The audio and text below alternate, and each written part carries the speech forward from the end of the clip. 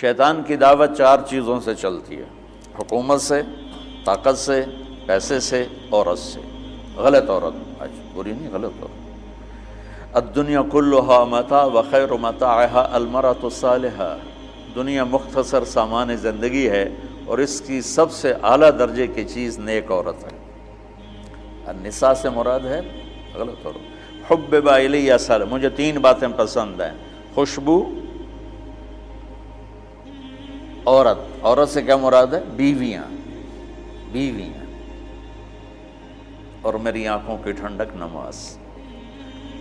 تو 4 باتوں سے باطل پھیلتا ہے۔ یہ سارے چیزیں میرا استنباط ہے جو میں نے حدیث سے لیا، قرآن سے لیا۔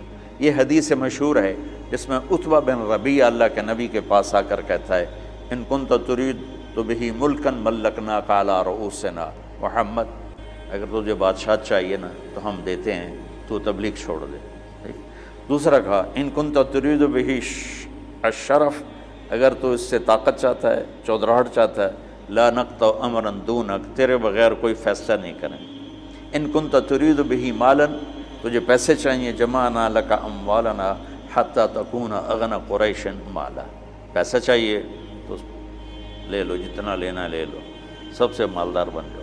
ان کانا انما بک الباء، عورتیں چاہیے، فاختر ای نساء قریش فلنزوجک 10، ہم تیرے سامنے قریش کی لڑکیاں کھڑی کر دیتے ہیں، جتنوں سے کہے گا تیری شادی کر دیں گے۔ اس وقت تعداد تو مقرر نہیں تھی۔ یہ 4 باتیں عتبہ نے پیش کی، تو اس سے میں نے یہ استدلال کیا اور یہ استنباط کیا کہ ان 4 باتوں سے پہلے دعوت چلے گی، پھر یہ 4 باتیں کام دیں گی۔ اگر دعوت نہیں ہے تو یہ 4 باتیں حرکت میں ہی نہیں آئیں گی۔ دعوت اصل سبب ہے، اس سبب کو اٹھانے والی 4 چیزیں ہیں۔ باطل کا سبب دعوت ہے، اس دعوت میں رنگ بھرنے والی حکومت، طاقت، پیسہ، عورت۔ اور ادھر جب آپ فارغ ہو گئے، جب وہ عتبہ اپنی بات سے فارغ ہو گئے تو آپ نے کہا: فرغ تھا ابو الولید تو فارغ ہے، تیری بات پوری ہوگی؟ انہوں نے کہا ہاں۔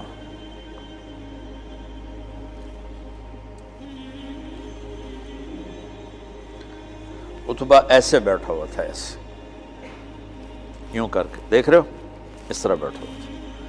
تو آپ نے کہا: فرغ تھا، تیری گل پوری ہوگی؟ کہ میں کہوں؟